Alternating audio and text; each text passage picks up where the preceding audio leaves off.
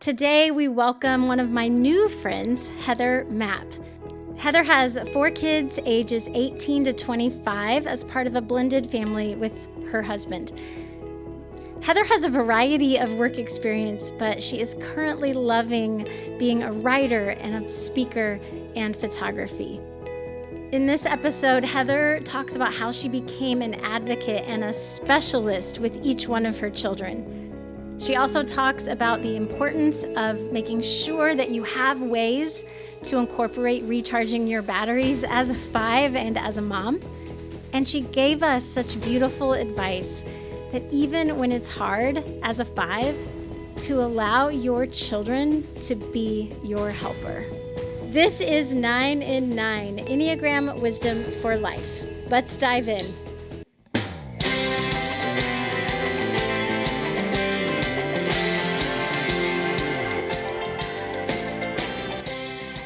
Well, Heather, welcome. Thank you for joining us today. Thanks for having me. Yeah. So as an Enneagram 5, the motivation is to be independent, to be competent, and to avoid being a burden to others. And I'm curious how this has maybe shown up for you as a mom. Yeah. I always joke. I did some work in human resources, and I say being a mom is the hardest job because quarterly reviews from children can be brutal. Amen. And how you measure competence can really change in a moment. Mm-hmm. You think you're doing great, and then it's a downward spiral that you didn't see coming.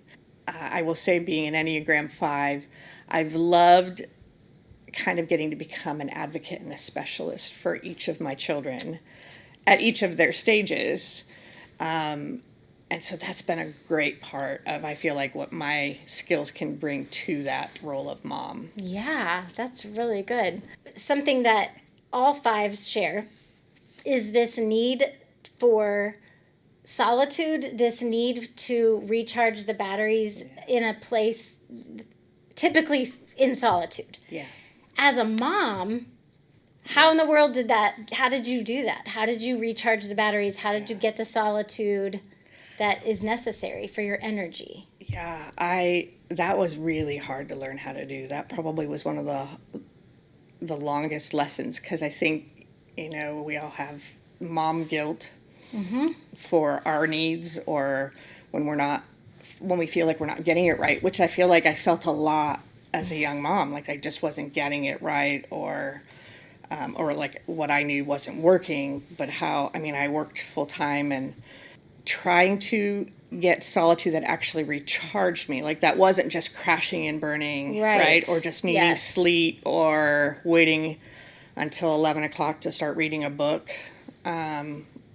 My son, he's an Enneagram 7, and he's a party waiting to happen, and has been since, I can tell you at 6 months old he was. So my morning quiet times didn't work, because if he heard me stir, he wanted to be up and be in the mix. And so it was a really hard journey for me to get to the point where I could say, because I remember one time trying to go out for a run, and they're crying and screaming at the door with their dad. They're fine, right? But it's like, I have to run out the driveway. They're going to see me. They're seeing me on the road, and I can hear them. And, of course, everybody's saying, no, we all need you. That's the one encouragement finally, I think, was when I heard, we all need you to go get your recharge. Mm-hmm. But I still had to learn over time to do it.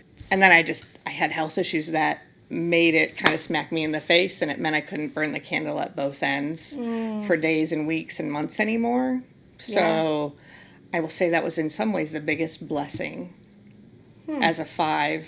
It sounds like the worst, because you kind of feel like you're a burden when you have health struggles. My need for physical rest, though, I just didn't have a choice anymore. But I could apply my analysis for energy and my problem solving and systematizing and having strategies where, okay, I've set up systems so everybody can run them if I crash. Yeah. They know where things are, where they go, how to do them. That became kind of a working out of the strengths of my 5. Yeah, absolutely. I can see that would be a a strength in that situation. What is something that's hard about being a 5 and being a mom?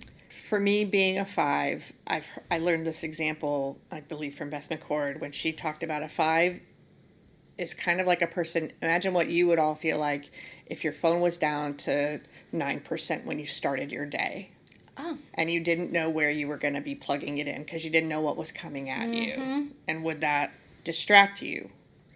Because you don't know when it is you're going to be able to get it on the charger. That's probably one of the hardest things about being a 5, and then a 5 as a mom, because being a mom means you don't really know what's coming at you or what it will take. Yeah. And so that example was, again, good words for me to be able to say, that's okay. I'm not alone. I'm not the only one. And then to be able to say, okay, I've gone out and we've played, or we've, gone on bike rides and we've done our things. And then kind of almost instituting, I was like, my need for rest may look different than their need for rest, but everybody needs solitude or quiet time or library book time, or somebody can watch some videos in the basement while somebody else, takes a nap to a movie on the couch. And just finding those rhythms while I go and lay down and read a book. And again, as I mentioned, having systems where, and if you get hungry, you know where to go and make it happen. If you get hungry, don't bother me. Right. It's like, that doesn't sound like a very caring motherly thing to say. It sounds perfectly okay to me. Yep. What advice or words of wisdom would you have for other moms that are Enneagram 5s? I would say what I learned most importantly early on, as a 5 who values intellection and ideation and maybe even academic success, I would say what I learned through some health struggles and spiritual walkings is that what I had to concentrate on was that I was raising children to become adults and grown-ups. I was not raising them to be academic superstars. I was raising them to, even as a 5, to allow them to fail while they're still with me and in my home, and to help them learn how to ask for help. That's not easy to do for a 5 because we like to be competent. We don't like to be a burden. And to take the time and get healthy with yourself about how to do that. And then to make the space and allow, instead of stepping in and rescuing or staying on top of all the homework assignments, when they're old enough to know that it's their homework and their work. That was something that I learned in the school years over time. And I would say now I'm kind of new as a mom of young adults. I mean, my oldest is 25. And now, a big thing I think that I'm learning is, again, it kind of goes back to, do you need me to be a cheerleader? Do you need me to process? I still ask those questions at times, and I talk a lot less than I think. May not be less than what my children think they need, but in my head, what I'm thinking, I'm trying to be more selective about what I say. And then the other lesson that I'm learning is to call my kids and ask them for their insights about problems I have or things that are coming up, and hearing them and letting them know I want to rely on them and their opinions are very important, or they know things that I don't. That is so good. Yeah, that's been hard, but it's been so good. Yeah. And that just shows you've done the work as a 5. Like you said, to get healthy within yourself, to be able to say, I'm not a burden when I ask my children for their input and their insight and their help. Right. I'll just end with this. One of my biggest takeaways was in my own healing and walking it through with teenagers at the time was having the mantra of, I want to respond well rather than react poorly.